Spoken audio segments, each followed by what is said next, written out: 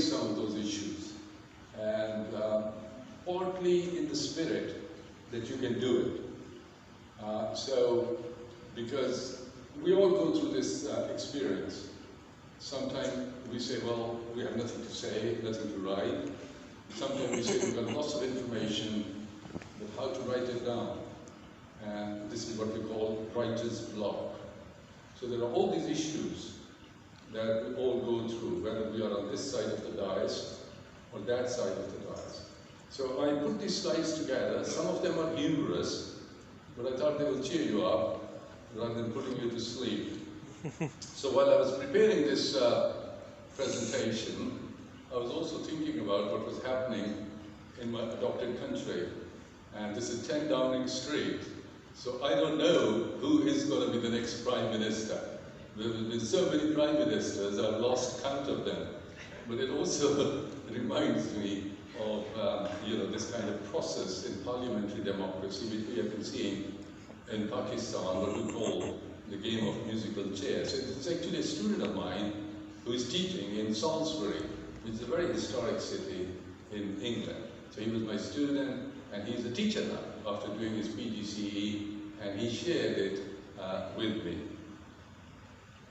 He also shared this with me because he has done history and he knows what happened under the Romans, and your allies could turn into your bitter enemies. You know the character, Boris Johnson and this guy Rishi Sunak. Maybe Rishi will become the Prime Minister, which will be a new thing in British history. An Asian, non-white person of Indian origin, subcontinental origin, becomes the Prime Minister of the oldest democracy in the world.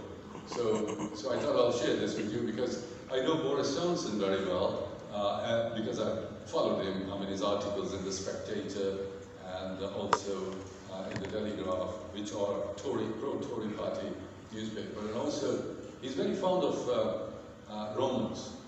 And he, at one stage, was a supporter of the European Union, thinking that maybe this is a new Roman kind of state which has come into existence. And then he totally changed himself, 180 degree, and started campaigning for Brexit. So I thought I'll just start with this on this kind of humorous note, but partly I'm biased because the chap who sent me these pictures is a former student, and now he's a teacher in the historic city Salisbury. You know that you have the Stonehenge.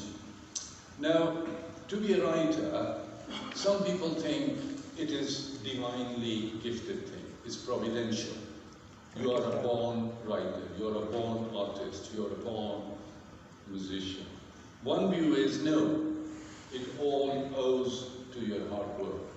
So anybody could be a writer, whether you write a story, a novel, a history book, a political science book, or any kind of book. So that's the second hypothesis about being a writer. The third one is, it is incidental. You're not a writer by temperament, by profession, but something happens. You have a story to tell, and you become a writer. And all of a sudden you discover that you could write well. So these are three interpretations of being a writer. If all three of them are combined, you have a wonderful constructive mix to go ahead. So that is an ideal situation. But the next question is, what are the factors which impact us from our childhood to this stage to become a writer, a scholar, somebody who is on the giving end rather than just being on the receiving end? And I thought of home, the earliest nursery, with mom and dad, with grandparents. What kind of home you come from? Does that home respect books? Do you have a study? Or you have 46-inch, TV screen? Or does your father or does your mother, they invite people who talk about books, who talk about ideas, who are into intellectual and scholarly activities? So this is where the whole thing begins, actually, rather than leaving it to schools, universities later on. Actually, your home is your basic nursery if you plan to be a writer. If you adopt an attitude which is based on respect with the books and living and working positive things in us and positive things all around us. So it's all here in our attitude, positive and creativity. I'm giving you some examples. Some of these writers you might have heard, but I just want to give you some examples. I can give you scores of examples. But look at these examples and think how these people became so well known, so famous. And they started from a very humble background. You might have seen this film, Gone with the Wind, which is about the American Civil War. It's a masterpiece. It's the first color film that the Hollywood produced about the Civil War. Who was the writer? Margaret Mitchell. She lived in a one-room house in Atlanta, Georgia. And when she married, she converted part of that house into a kind of little study, and she had a little desk. She had, from her childhood, she had been reading about American Civil War, American South, and she worked in the library. And all these ideas resulted into several chapters. Sometimes she would write, throw away those pages.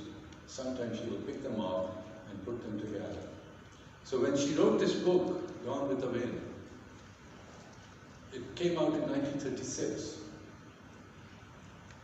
And 40 publishers refused to publish it. 40 publishers. But she was persistent. And when it came out, it became a bestseller. As you can see, Margaret Mitchell's Gone with the Wind sold 1 million copies in its first 6 months. Won the Pulitzer Prize in 1937 and brought an explosion of unexpected, unwished-for celebrity to its author. Humble background, rejection by 40 publishers. Even one rejection can shape you up. Oh my God. She sadly died early, but we are talking about her years later, thousands of miles away. So that's why I thought, think about people who have gone through this grinding process. You never know. All right, from our own subcontinent. Here's the man, Professor Aziz Ahmed, from Hyderabad, Deccan. He did his BA, and then, he knew several languages. I couldn't believe he knew Turkish, German, French, Arabic, Farsi, Urdu, English. He translated novels. He wrote novels himself in Urdu. And he became the secretary after his BA, secretary of Dur-e-Shaban. Now, some of you know the connection between the princely state of Hyderabad, Deccan, and the Ottoman Caliphate would know that 2 Ottoman princesses were married to 2 princes from Hyderabad, Deccan, and one of them was Dur-e-Shaban. She opened hospitals, schools, lots of things in Hyderabad, Deccan. And she was a fascinating lady. So, and then we find him in, after 1947 in Pakistan, and he was working for the Ministry of Information, 8 or 10 years, publication, film, whatever it was called. And then he went to SOAS, University of London, and did a degree.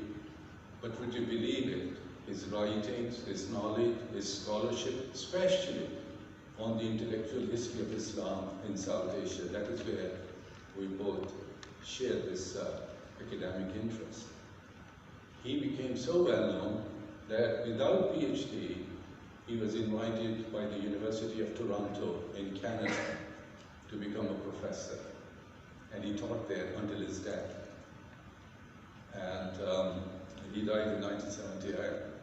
I don't know now, but when I was in Toronto many years ago, the head of South Asian Studies at the University of Toronto told me that they have a yearly lecture in honor of Professor Aziz Ahmed. And I don't know how many of you have seen the book, or books, or read the books written by Professor Rafiq Afzal, M. Rafiq Afzal from Quaid-e-Azam University. He was one of his Pakistani students. So this is another story, how people become so well known. So when you write about intellectual history of Islam in the subcontinent, you cannot ignore Professor Aziz Ahmed. Another example, Tahir Kamran wrote yesterday a piece on this chap. Who is he? C.L.R. James. We know about the West Indies in terms of sugar plantation and cricket and basketball player. C.L.R. James is one of the most, if not the most, preeminent intellectuals or scholars from the West Indies. And he lost his father. His mother made him read books, created an environment at home where C.L.R. James from his childhood got into books. And he published books, he published newspapers, and some people think the best book he wrote was on cricket. He was really a devoted fan of cricket. And he used to write columns. At one stage in America, he was rounded up and put in a prison on Ellis Island, 1953, because of his Marxist ideas. And this was the time of McCarthyism in America. So he came back to Britain, and he was living in north of England, and that is where he died. Look at the beginning. Humble man, Afro-Caribbean man. When racism was so ripe, could rise to that degree. C.L.R. James, the black Jacobus. Another example from home. I don't know how many of you know about it. He is the man, Professor Iqbal Ahmed. Edward Said dedicated one of his books to him. And when he passed away in 1999, Edward Said wrote a moving obituary in The Guardian, one of the leading newspapers in the world. He was a refugee. His father was killed before partition in Bihar, and the family moved on the GT road in reverse until they reached with mother, sisters in this city, Lahore. He studied there, one of your colleges, I don't know, maybe government college or maybe FC college. And then he went to America, he studied there, he got involved in all kind of political movements. He was actively involved in the Algerian War of Independence. He was very much influenced by Frantz Fanon and people like C.L.R. James. And he was in anti-Vietnam demonstrations. That's why no university gave him a tenured job until towards the end, where he was teaching in a college. I went all the way from Michigan in 1976 to listen to Professor Iqbal Ahmed, 700 miles away, because I knew about this man, I heard about him. Also, I knew that he was a Pakistani, and he was one of the leading brains of his time. We talk about Noam Chomsky, Tariq Ali, these people on the left now, but he was the mentor. And my journey was very happy. I still remember it. We were two men, and there were two girls. So we had lovely company, driving by turns, and we made it to especially to Smithsonian Institution. And we lived in crummy hotels, but we wanted to listen to this man. He was once kind of accused of working with some people who wanted to kidnap Henry Kissinger. So there was a case against him. So, and then he came back to Pakistan. He wanted to open a university called Khaldunia. I think Benazir Bhutto had promised some land, but nothing happened. And sadly, he died in '99 of cancer. So humble background, refugee, 1947, but leading brain. He didn't leave many writings, but whatever is there, or whatever is known about him, is all very much cherished. So this is where, so general pointers, after giving you these positive stories, research is a lonely pursuit. We have gone through it, we still do it. You sit in the library, you sit in your room, you travel on your own. You may run into all kinds of issues, difficulties, visas, food, accommodation, money, if you are already an established scholar. But if you are a student, you go through those processes. But eventually, you do get there. Best teaching is research-oriented, research-centered. If you have done the research, it will impact your teaching. If you want to be a good teacher, you have to be a good researcher. I know there is a pressure on universities in the West and here to only teach, but you can't have good teachers if they've not done the research, if you don't allow them time, sabbatical, money to carry on their research. So research-informed teaching is the best teaching. So research is not just getting a degree or getting your articles and books published. It really helps you in your teaching. It involves thinking, reading, talking. And first of all, is selection of topic. Lots of hassle, a lot of thinking. But once you have selected a topic, then you think about the institution. Which institution will be more appropriate for me? And then you think about your supervisor, your mentor, who is going to help you, who is going to guide you, and who's going to be your tutor. So these are the questions that you all go through. And then it's as finding money. It's a big thing, you know, MPhil, PhD, it's lots of money. And after you've done that, if you become an academic, you don't get much big salary. Where's the mental satisfaction? That's what it is. My students are working in different universities, like some of you here, teaching in different universities, finding time to go to the library, finding time to go to the seminars, finding time to meet the supervisor and doing the research. So it's a very tough thing. It's not an easy thing. Often you miss your company when you're a postgraduate. You're a kind of loner. And you say, oh God, I mean, when I was undergrad, you know, we used to go to the parties, we used to watch film, we used to attend rotis, and we used to be riding in Tanga, and we used to see all these body Punjabi films. You know, you do things, but in a different way. That is why when you're a lonely person doing your research, or even writing a book, or if you're traveling abroad, and you're on your own, and in the evening especially, you miss your friends, your company, or whatever. That attitude could also be very constructive. That's why Schopenhauer, the German philosopher, said, to be alone is the fate of all great minds. So if you are stuck in your MPhil, PhD dissertation, research, and you are on your own, maybe you're discovering yourself. Maybe this is not so bad. Look at Alberoni. This is a place, Nandana. Now all surrounded by your cement factories. But this is where this man wrote this masterpiece, Kitab-ul-Hind, Nandana, which is, and he learned Sanskrit. And we all try to appropriate Alberoni. Though I don't think he'd be very happy to see that this crummy road outside Government College, Lahore, is named after Alberoni. This is a little church. People disappear. Novelists, writers, historians, you know, people who are writing books, they disappear. They become sadhus.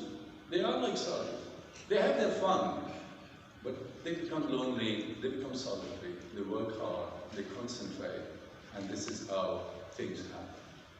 A friend of mine, I mean, an Irish friend who taught with me, he actually did his book in this little church in west of Ireland. A friend of mine, Lebanese, she's fond of making all kinds of lovely dishes. She lives in London. So do think about, not just live on spiritual food or intellectual food, but also have some intellectual food. And once in a while it's good to make your own little dishes and try different food. Traveling is not bad. When you get bored, you long time travel. This Professor Qureshi, Naeem Qureshi from Islamabad sent me this picture. This is the last village on this side in Pakistan. So lovely areas where you could go, travel, think, and then come back, you know, recharge. So traveling is also a very good thing to do. So you're alone, but not. Another thing that you must do, and I know this is a very weak culture in Pakistan, seminars, organized seminars if you are a teacher. And even if you're doing MPhil or PhD, seminars are the places where you will try your ideas, where you will listen to others. That is a very important part of research. In Pakistan, there's more emphasis on teaching and then disappearing. Please develop research culture. Go to the research seminar, see how people present their views, how they present their research. And this is, because this is what you're going to do in the next few years. Don't follow a particular routine. Diversify your routine. ये नहीं है कि you get up early in the morning, मैंने 5 घंटे लिखना है या 5 घंटे पढ़ना है. Try different things in between. Travel, go to the cafes. If you patronize cafe, there'll be more cafes in this area. Because then you could take your computer and you work there, take your books, meet your friends there, discuss and try your ideas. So don't sit in your room and don't bore yourself with your monotony. Go to the bookstores and tell them, look, have a little cafe. We come, we browse, we buy cafe. In the West now, they're making more money from coffees in the bookstores than the books, because books are available online. So try to do that. Socialize, meet people, look at the titles, and do your work in a cafe. Also develop a sandwich culture.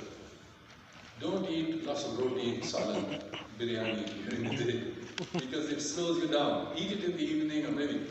I always find sandwich culture very good, whether you are having a long day or a short day or you're doing research. And in sandwich you could put lots of lovely things. You could, and it's not costly. I know many of you are not into cooking and these things. Please try this. This will bring more colorfulness in your life, plus your budget will not be affected. Education is the ability, this is what Robert Frost said, education is the ability to listen to almost anything without losing your temper or your self-confidence. You are supposed to be different. If you can't afford to be critical, and if you can't afford to be tolerant to criticism, then there is no use of all this. So please be tolerant to ideas, be tolerant to lifestyles, and be tolerant to what you read. And that's what I was saying, develop that kind of attitude. Socialize, tutor, go to tutorials. ये नहीं है कि Professor Reeds is going और आपको नजर आ गया, Professor Reeds, I was looking for you, I want to talk to you. What should I read in my history book? What should I read on German history? No, that's not the way. Say hello, go on. Try to find and set up an appointment with your supervisor or with anybody that you want to meet. That's what I'm suggesting. Research ऐसे नहीं है कि आपको बंदा देखा तो आपको याद आ गया कि इससे बात करनी है. Proper formalize it. Seek an appointment. And before you go and see the person, read something about him or her. Don't waste his or her time, and don't waste your time. Because next day, a couple of years, you're going to be a teacher, you're going to be a researcher. So try to bring a discipline, and try to talk about academic things. And don't get too personal, because people like to be a bit detached. And remember, academics are not rude, they just have limited time. They can't socialize too much, and they have limited energy. That's why I'm telling you, organize your time and respect their privacy, and they will respect your privacy. Also prepare notes.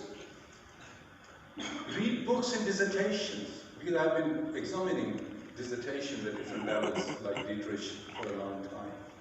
Read extensively, and read how people write their dissertations, MPhil and PhD, and read books.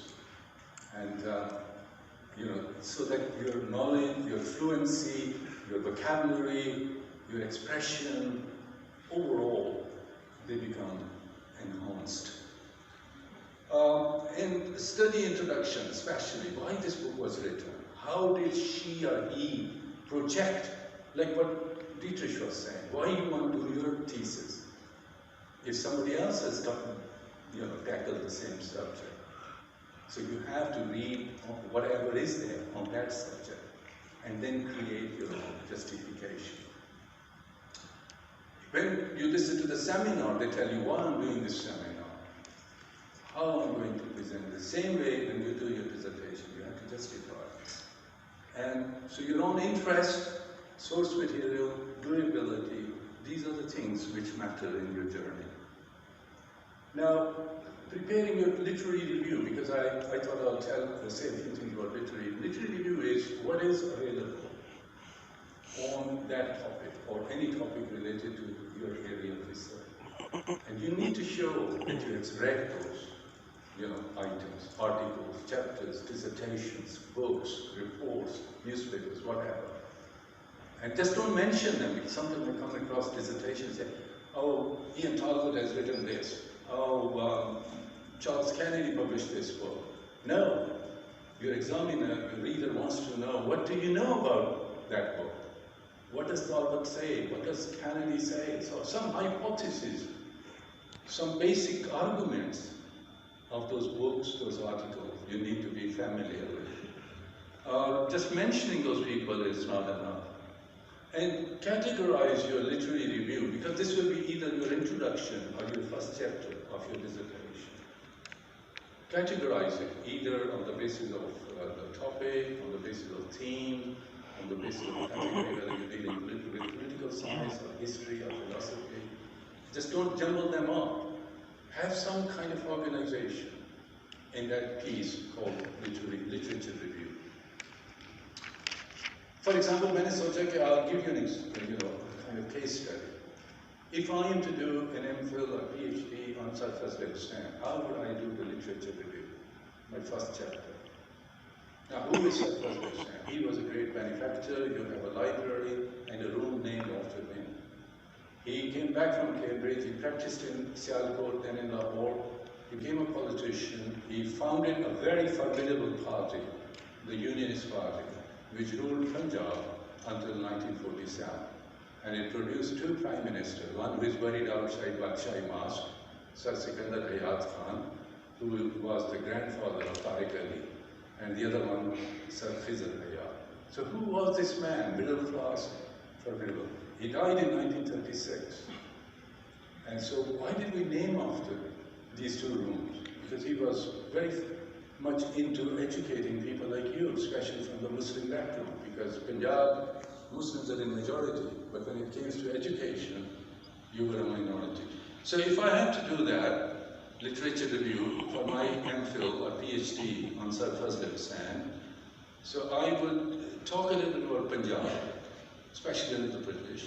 I'll talk about the rise of different communities, Hindus, Muslims, Sikhs, and even Christians I will mention, because sadly on both sides of the borders we ignore Christians. And then how these communities were organizing themselves, defining themselves, and what kind of books, articles, reports, theses have been written about them. So that will be one area where I'll look for all this material, and it will come in the initial section of my literature review. Then I will talk about Muslims, because Sarfraz Hussain was talking about Muslims. He was a Muslim. He worked with Hindus and Sikhs. That is how he created this rural, Jat-based party, Unionist party.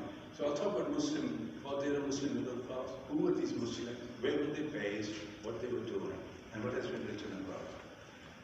Then I'll talk about Hindus and Sikhs and Christians as well. And then I will see what kind of work has been done on the Unionist party so far. What is the work which has been done on Sikandar Hayat? What kind of research has been done on Khizr Hayat? Why Unionist party is considered to be so negative in Pakistani history? Why we have chucked out Sarfraz Hussain, Sikandar Hayat, Khizr Hayat from our textbooks.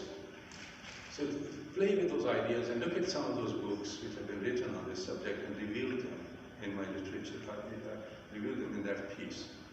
A little bit on party politics of 1920s, Khilafat movement, 1920s, and then the elections of 1926. Muslim League got only 2 seats, and one of them eventually joined Unionist Party. So Unionist Party took all the seats. The Sarfraz Hussain passed away, but the foundations he laid were very much successful, and the fruits were borne by Sikandar Hayat. He became the Prime Minister of Punjab. So who were these people? Who were these Hindus, Muslims, and Sikhs? Who were the members of Unionist Party and who bagged all the votes? Who made the largest party, the ruling party in Punjab. So I'll write about the election of 37. And then bring them together in a comparative way. Maybe a few things were same, a few things were going on. And what has been written on similar subject in reference to other provinces in the British India. In other words, this chapter called Literature Review shows your awareness of main historiography of in Urdu, in Punjabi, and in English. on all these areas. And then you justify your niche.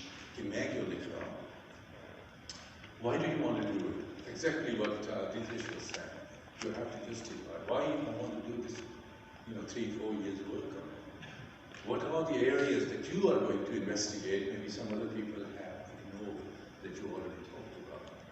What are your hypotheses, especially political science people? They talk about theories, concepts. So think about those. Frame them in a very argumentative way. But then 3 things are very important. I'm coming towards the end of my presentation. 3 things are very important, whether you're writing an essay or book or your MPhil or PhD thesis. Remember these 3 things. 1, your organization. How you organize your material. And number 2, how you present it. Means your language, your expression. And number 3, research methodology. These are the 3 things which your examiner will be looking at. These are the 3 things which the publisher will be looking at. And these are the 3 things which anonymous referee will be looking at. We were together at a book launch last Thursday, the Ideas in Library. And this was the launch of an edited book. Went on for 2 hours. And everybody praised the book, from America, from India, from Pakistan. And later on, I went to the editor, and I told him that I was the referee. I could disclose that, because the publisher had sent me the manuscript. So when you try to publish your book, the publisher, after the initial survey, will send it to 1 or 2 referees. And those referees will read your manuscript and give their own critical evaluation. It's very important. So that's why these 3 things are very important. Your organization, your expression, whether it's 1 chapter or it's the whole body of the thesis. Organization mein kya kare? Focus. Don't run up and down, right and left, to and fro. Try to have a proper organization. Maybe on a separate page, develop bullet points. There should be an introductory paragraph, and then there should be a concluding. In between, you have the main body of your work. That is really good standard size. So this is very technical. Avoid repeating yourself. Avoid repeating your terminology, because otherwise people will think either you don't have enough material or you just don't care. And towards the end of your chapter, summarize, like what Dietrich was saying, summarize what you have gathered, put together in that chapter. Expression was real. I know it's not our mother tongue, but this happens to all of us. Even people whose mother tongue is, let's say, German or English or Urdu or Punjabi, they make mistakes. So it's not something that you sort of are born with. You have to work hard. You have to work hard on language. That is where reading, writing, revising, checking your grammar, checking your fluency, checking your articles A, N, and D. This is a big issue that we face in India and Pakistan. Where to put N, where to put A, where to put D. So this all comes with practice. Spellings, whether you use British spellings or American spelling, have a uniformity and be careful. And when you use quotations, double check them. Don't put your own words, don't put your own punctuations in the quotation. Other than acknowledging quotations and their writers, try to be as exact as they are.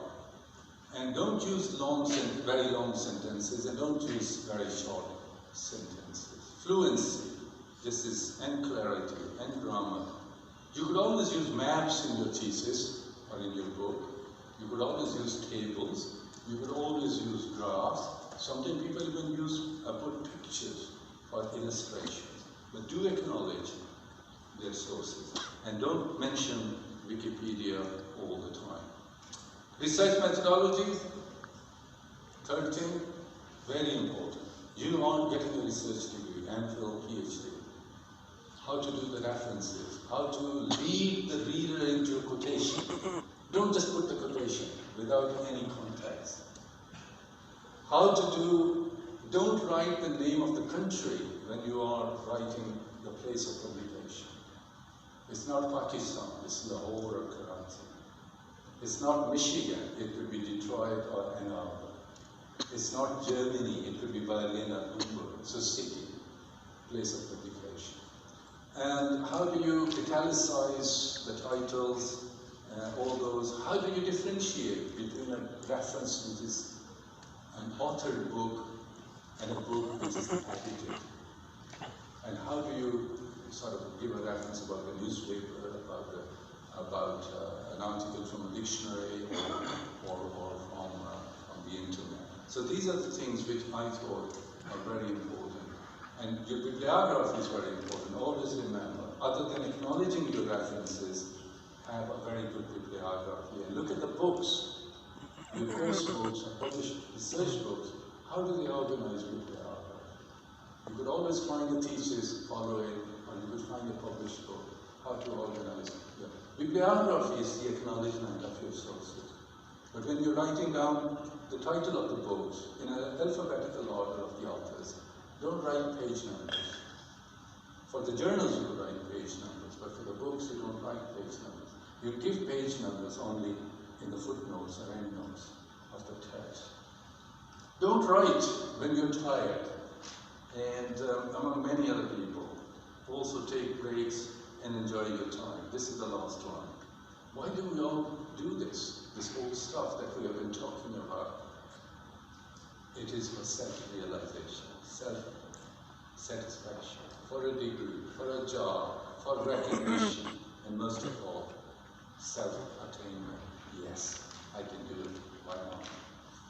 Ridicule. Some people say, oh, well, you're wasting your time. Doctor banke kya karoge? PhD karke kya karoge? MPhil karke kya karoge?